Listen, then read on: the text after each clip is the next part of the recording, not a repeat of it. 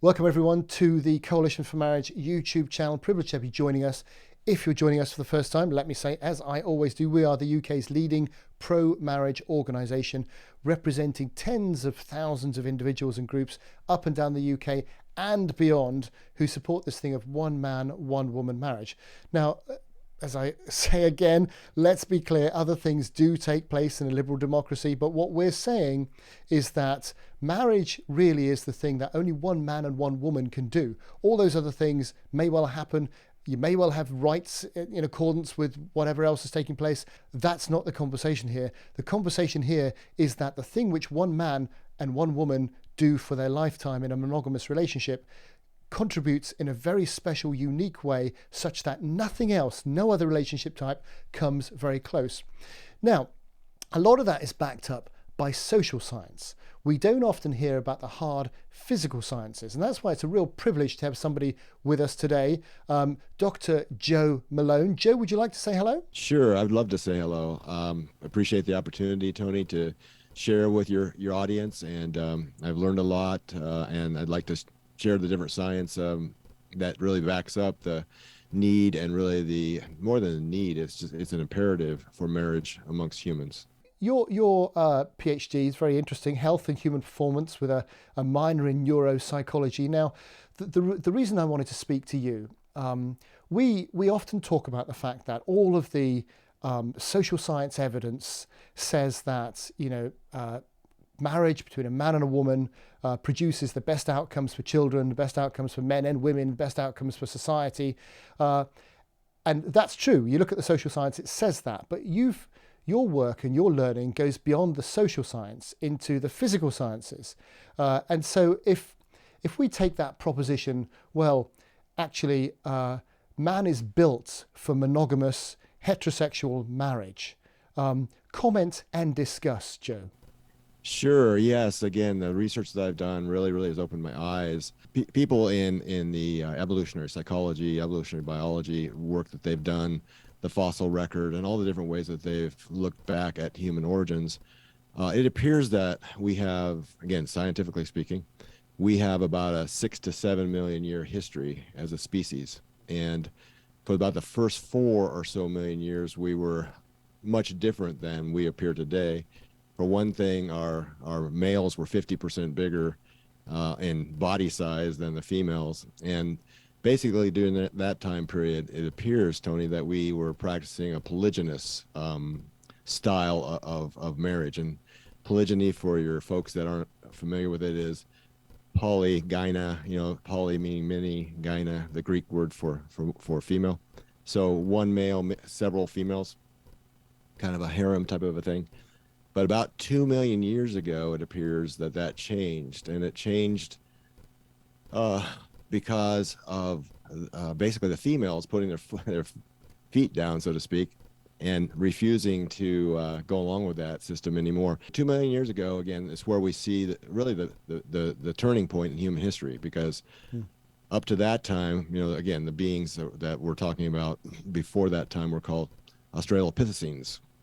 Australopithecines. It's a real mouthful, but 2 million years ago is where the Homo line came in. Homo erectus first, and then on down the line to Homo sapiens. And during that 2 million years, again, just immediately preceding where we're at now, the human brain, for instance, during those years, exploded in size from what it was, which was not very much different than a chimpanzee's brain size, exploded to 3 times what it used to be. So during that time period, it was a situation where the females, because they were pair bonding at this point, what we call marriage today, and because of that, they were getting provisioned by a one-on-one situation with a male. They were able to get the kind of nutrition that it takes for the human brain to have developed the way I just described. They were getting a lot of omega-3 fatty acids, which is a primary building block for the brain, the baby's brain, through a lot of the meat that the man was bringing in on the hunting side of it. Of course, she was gathering and that type of thing during the whole time period too.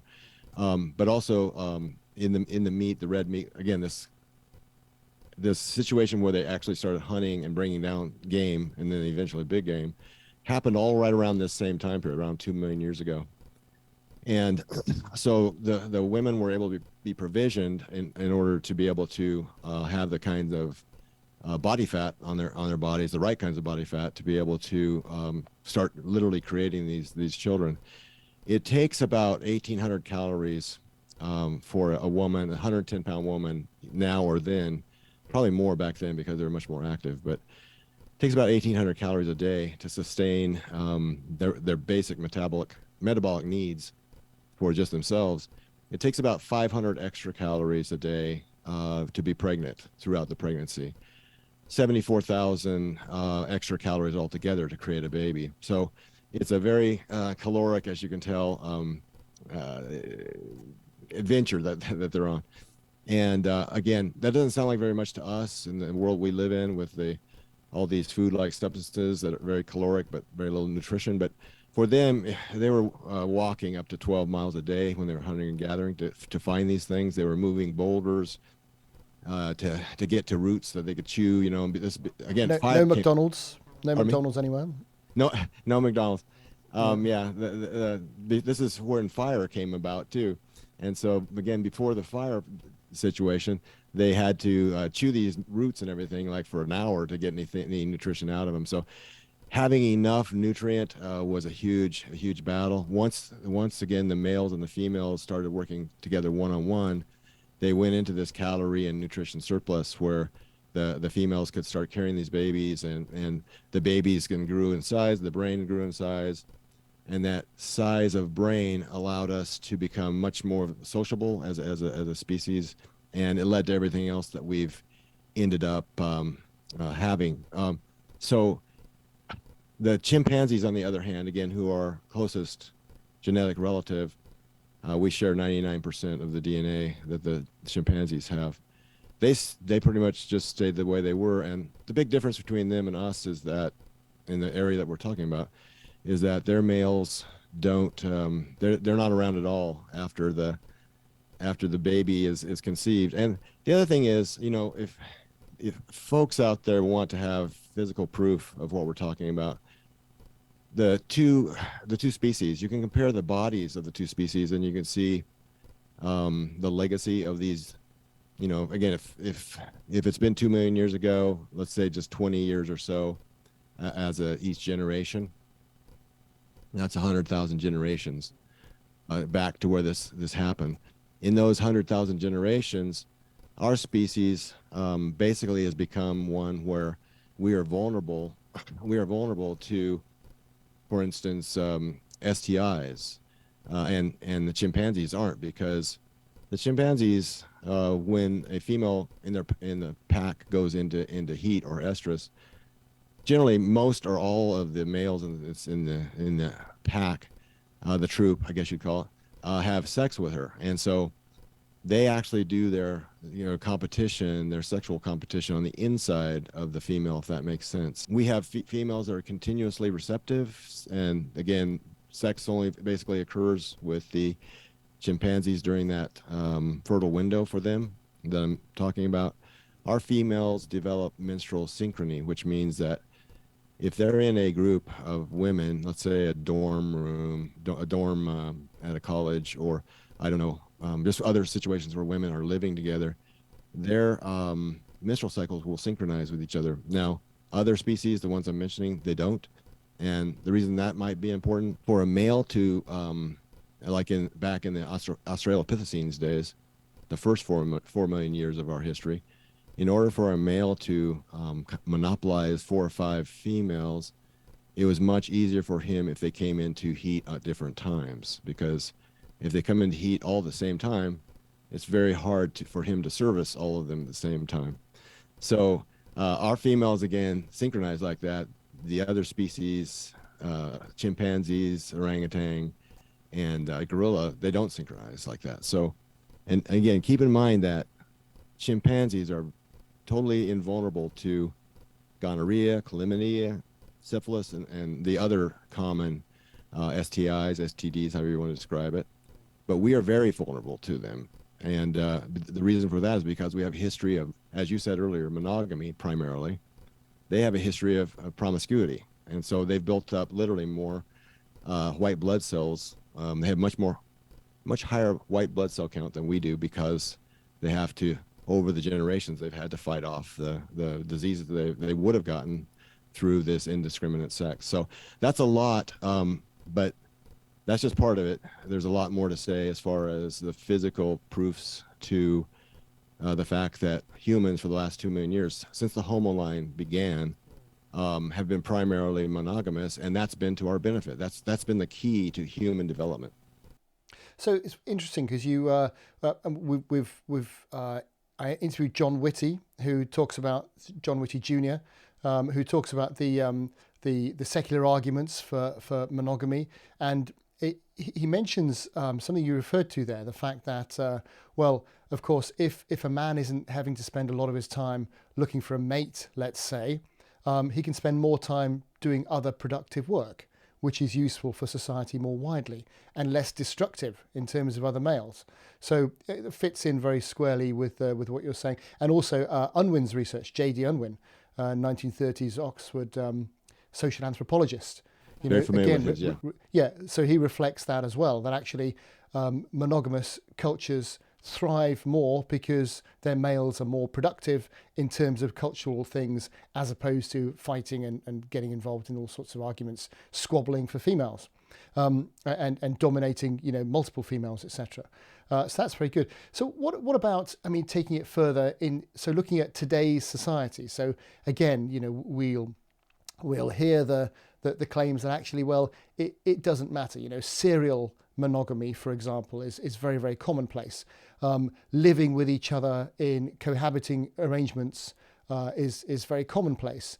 Mothers having children from maybe different fathers who they see at different times. And of course, today things are very, very different. They didn't have McDonald's back then. Today they do. Today we have a welfare system and a welfare state that kind of takes care of single mother. Is all of this stuff relevant today, or have we overcome it with modern technology and food supplies and benefit systems? No. The answer to that is no. We have not overcome it, and it especially, as I alluded to earlier, it especially is hard on our females, on our women, because it appears that about 80 to 90% of them, their sexual nature is to take the route of monogamy, to bond, to create a family, have children. As a matter of fact, it's very bad for them health-wise if they don't. As far as we can get into this later if you want to, but the reproductive cancers that again, breast cancer being one of the most obvious ones, basically have exploded in the last 30, 40, 50 years because of this lifestyle change that you just talked about. And again, there's a lot of evidence arising, and there has been for a while, that this hookup culture situation that we're in has been extremely destructive, especially on the female side of things, because it raises their anxiety rates, it raises their depression rates, of course, suicidal attempts and ideation and that type of thing. It really goes against their again, sexual nature. 80 to 90% of them that are being hurt, on a lot of different levels by the situation. On the other side, the guys, it looks like about 80% of them would be okay with the hookup culture type of a situation if given the chance. Historically, they haven't been given the chance, until the last 30, 40, 50 years, they haven't been given the chance. And that's been to the better for them, because men also are hurt. It's detrimental on men because I would relate it to a drug addiction, Tony, because it really hits all the same pathways in the brain as far as the mesolimbic dopamine reward system. When men can over and over again get hookup opportunities where their dopamine, I'm going to try to get my hand here right, dopamine spikes and then comes back down, and each time they have a hookup, each time they have sex to orgasm, let's just say, and each time the dopamine level goes lower. So that's happening a lot with sex. It's happening with drugs. It's happening with all the other things we think of that way. It's also happening. It also affects our dopamine levels to just our phones, the things that we're stimulated by on the phones that we don't realize, of course, pornography. So to answer your question, there's so many elements that you can go into here as far as the detriment goes, but I would say with the McDonald's that you brought in, and again, my area is all of this, the health and wellness area. Yeah, it's a bad combination to have all this pleasure seeking, including in our food, and also especially in this hookup culture, this casual sex culture. We're way out of whack with it, and our dopamine levels are suffering. When dopamine goes down, whether you're male or female, when it goes down long enough and far enough, depression really sets in, and we get unhappiness levels, I think, that we're seeing now, depression levels that we're seeing now, and literally women particularly dying earlier because this behavior, this promiscuous behavior, raises the risk of their future cancer, and not getting married, which that steadiness that it brings, and not stability, I guess you'd say, and not having children sooner than they are now. Having them later affects your again, your chances of the reproductive cancers. Let me give you an example.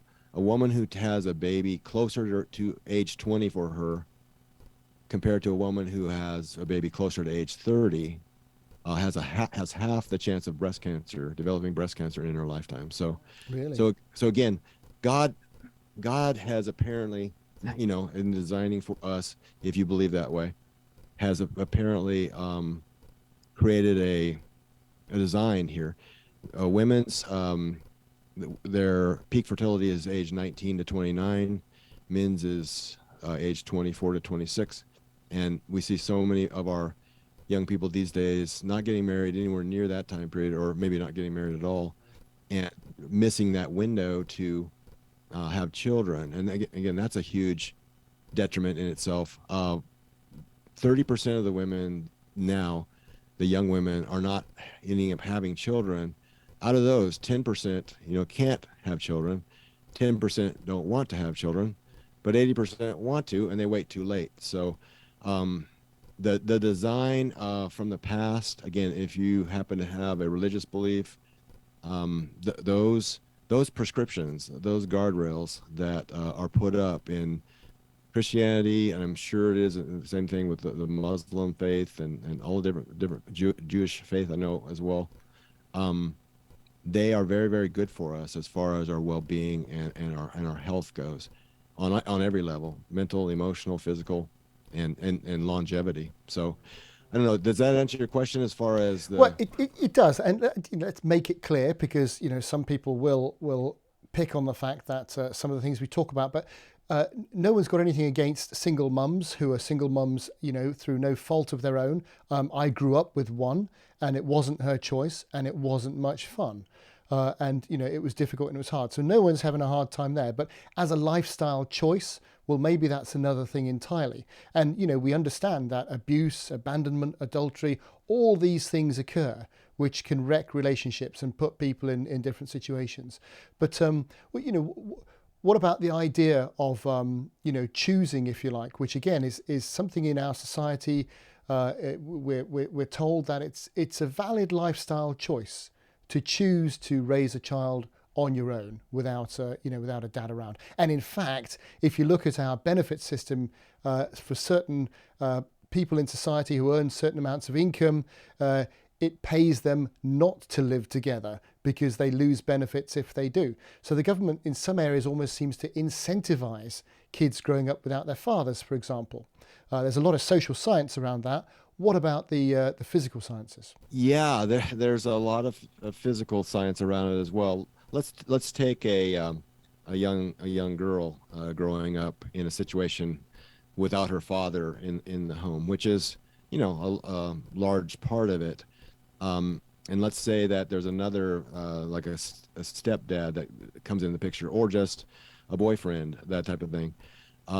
Again, as I was alluding to earlier, a young woman's sexual behavior pattern around the time they hit puberty and on up through their reproductive life, the early part of their reproductive life, has a big effect on the later chances of cancer and that type of thing. So one of the elements of that is how early she starts menstruating, how early her period starts, to put it in plain language.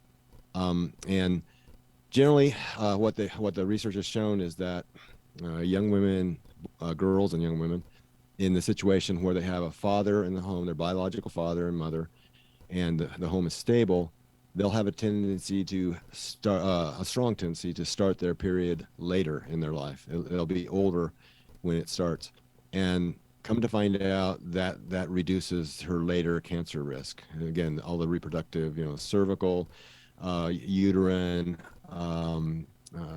ovarian, et cetera, and breast.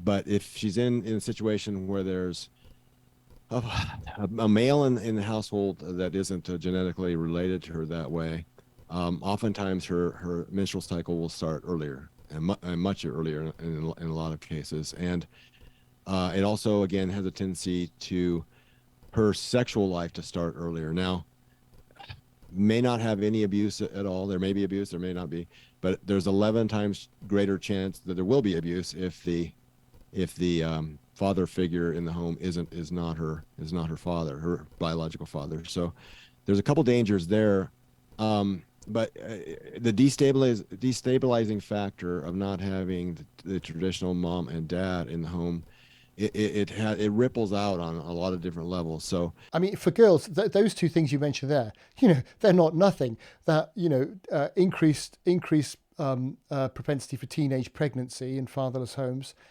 increase 11 times, you said, an increased risk of abuse on average. Well, that's not nothing. Those are significant findings. And again, it makes sense if you think about it, because it's going to be the very rare biological father that's going to abuse, especially sexually abuse a daughter. Again, let's make it abundantly clear, that's not to say that all step parents are abusers, absolutely not. But the stats speak for themselves. There they are. It just raises the danger.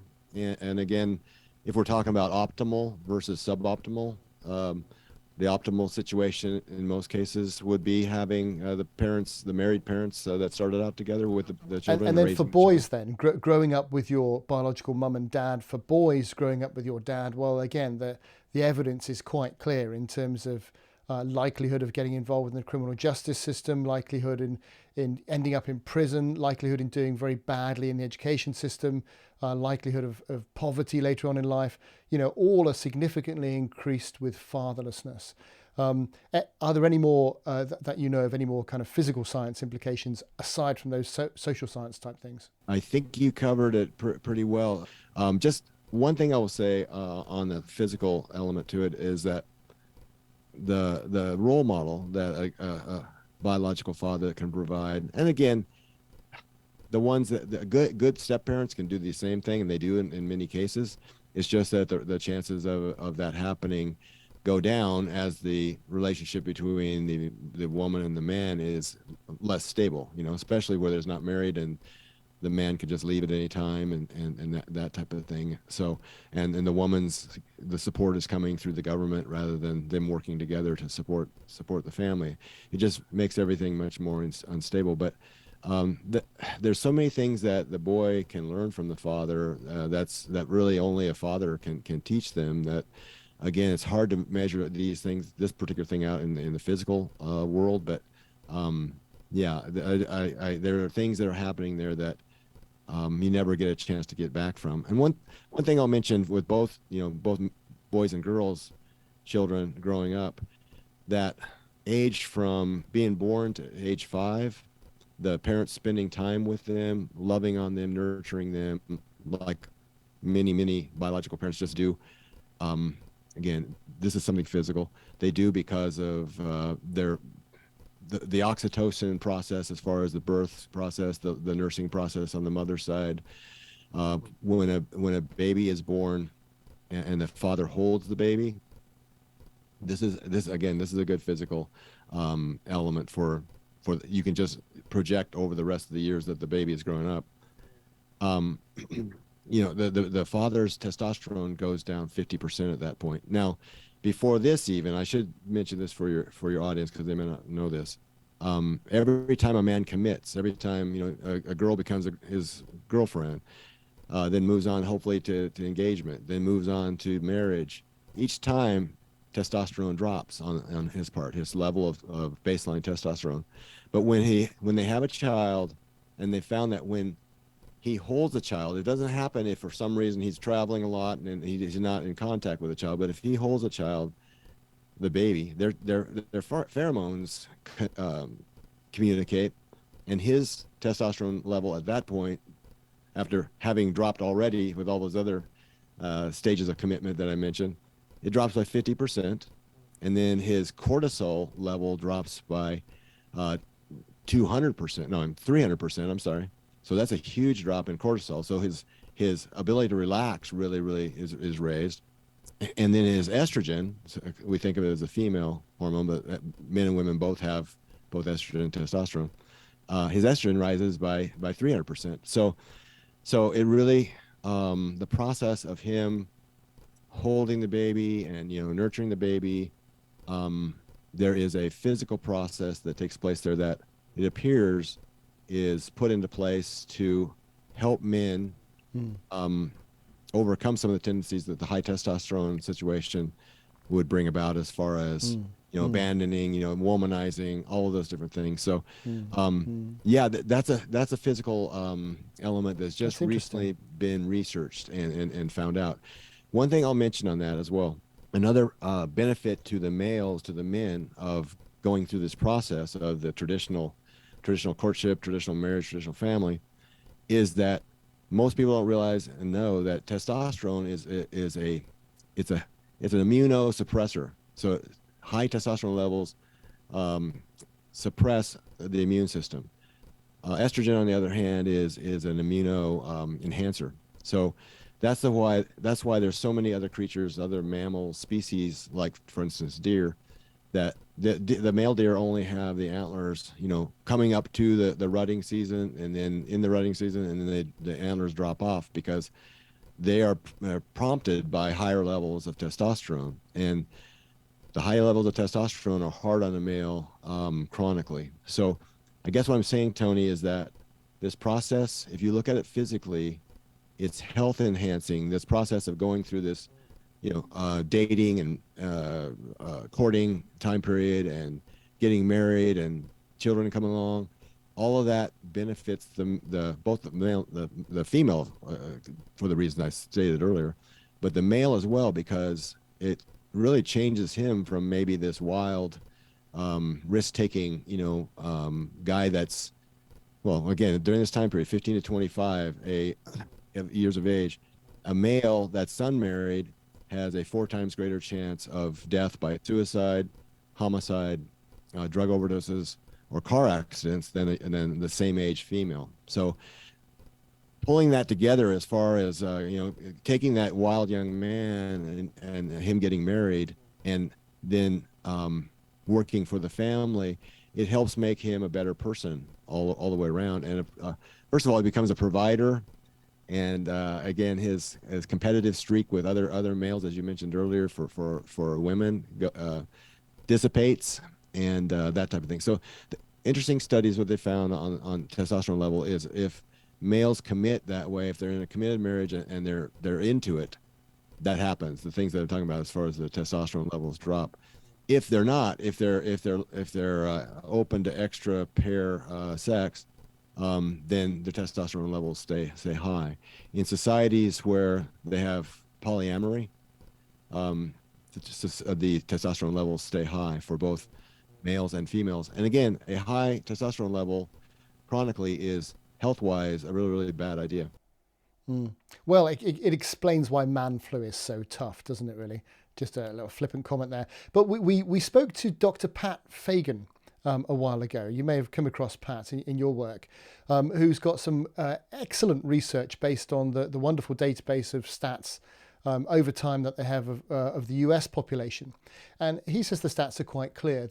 The more partners you've had above none until you get married, the less likelihood your marriage has of succeeding.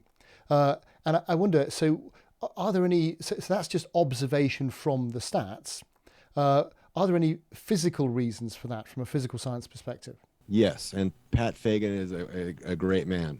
He's one of the people I admire most, I think, in this world. A good friend, by the way, too. Again, the more sexually active you've been in the past, as far as before marriage, that's a habit that's hard to turn off in many cases, many times, and in a lot of cases, it is an indicator of your probably your ethical standards and your, in a lot of cases it's linked with religious belief and that type of thing. So the people with more of a higher religious belief and past, and also ethical beliefs and past, would register as far as low on that scale of having had many partners. And of course, going into a marriage, then that's gonna have an effect. Your sex drive and controlling it is kind of like a muscle as well. So it takes exertion to pull back and to tame a sex drive, and having more practice at that before you get married is beneficial for after you get married. So yeah, there's a lot of different elements to that. And so in terms of, I mean, again, another part of the culture. So we would look at monogamous heterosexual marriage and say that, yeah, the social science is quite clear that that produces best outcomes for adults on a population base now, for adults and for children, and therefore for society, significantly better than any other relationship type.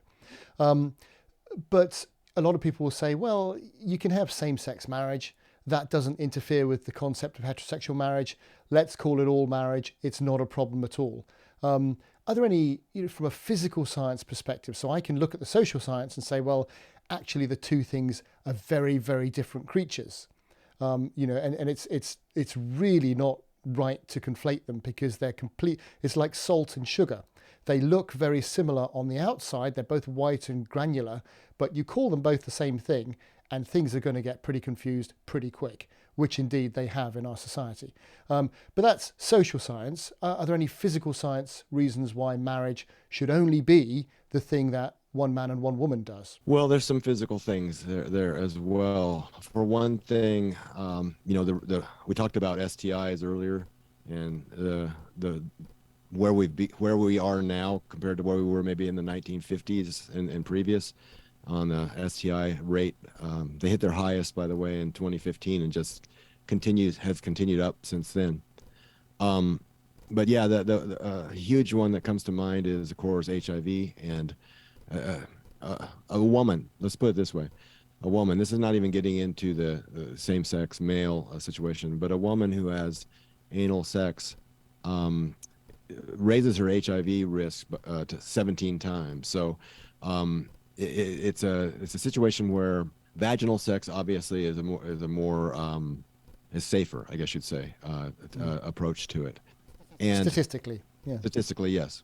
And the other thing is one of the major differences between homosexual sex and heterosexual sex is that heterosexual sex has the potential of creating a new living being. And because of some of the changes we've talked about, Tony, as far as in the Western world, your world in Europe and ours here in the United States and other, Australia, other places, we've got a very precipitous declining birth rate. That the demographic collapse that has started to be recognized with way too many older people at the top, and way too few younger people working to be able to support them. People around the world are starting to realize this, and you have the potential for pregnancy and birth and again, I know that you can, there's other ways to do it, but they're very, very uncommon, and statistically very low number are happening compared to just your natural pregnancies and that type of thing. We've got 30% of our young people, young women in particular, that are not having children now. And I may have mentioned this earlier, but about 20% of them either can't have or don't want to have children, but 80% of them do want to have children, and they're aging themselves out, of that situation. They're aging themselves out of their fertility window and that type of thing. So on a existential level, as far as the society goes, that process, which again has no chance of producing children or babies, if it's homosexual, the heterosexual element does have the potential to be able to, married women are having babies at about twice the rate of unmarried women in the United States. I don't know what the situation in Europe is. So, but one major physical outcome situation that is very different between heterosexual and homosexual marriage and coupling type of a situation would be the actual physical outcome of having able to have children or not. So then you add in abortion, and again, about 67% in the United States, at least 67% of abortions are going to unwed mothers, unwed women, and then 2/3 of those approximately are between 15 and 29. So they're in that peak fertility range. So you add all that together, if we are wise enough to see that this is in the process of changing our world really, and creating a huge problem, then heterosexual, the married heterosexual traditional families end up being very, very important as far as the future looks. I mean, you mentioned earlier on people of different faiths. And so our supporters come from all faiths and none, and so we have a diverse range of people who support man-woman marriage, if you like. But the idea that people of different faiths have certain views about different relationship types, and that's a conversation, but it's not necessarily our conversation today. But our conversation is from the secular evidence base, which is very, very clear that a government ought to be, and dare I say the media ought to be, promoting the thing which is best for the widest group of people, which is, monogamous, long-term, heterosexual marriage. And that's not to say that other people can't or don't do other things in a liberal democracy as adults. That's a whole other conversation. But the thing that needs to be promoted clearly, from a demographic perspective, from a health perspective, from a national output and success perspective, is that very thing, heterosexual monogamous marriage. And it should be taught in schools as the thing that makes the difference too. And, whether or not, and to the degree to which we mention other things, fair enough. But really, marriage should be front and center. And it just boggles my mind that it's not. Agreed. I heartily agree. And I'm with you on your comments as far as other people making other choices. I don't deny them the right to do that. I mean, especially here in America, we have what we call a free country. So it's a free country. Yeah. You well, do what you do what you define that today. Is interesting. It may be a little different today, but hopefully we still have our founding fathers and their ideas. Let me just move you on a little bit to the other debate, which of course is taking place in your country and mine, is this thing about you and we're literally, in some areas of the UK, we're teaching 3 and 4 year olds, without giving their parents the right to withdraw them, that you can be born in the wrong body. Now, I'm from a physical science perspective, are you going to tell me, yes, that's correct? Or are you going to tell me that's bonkers? Let me give you the science on the transgender, I think, which is what I think you're referring to. There are cases of legitimate cases of transgender identity. And here's what I want to emphasize the most, though. They're extremely rare. They're very, very rare.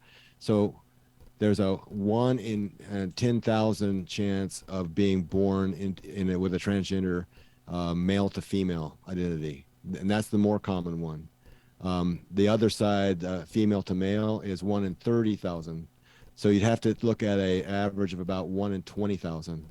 So the idea of having several kids in one high school that are transgender legitimately transgender, no, that doesn't compute. Tell me what you mean by that, by the way, in the sense of, are you talking with both sets of sex organs, or are you talking some chromosomal mix-up? What occurs in that 1 in 10,000?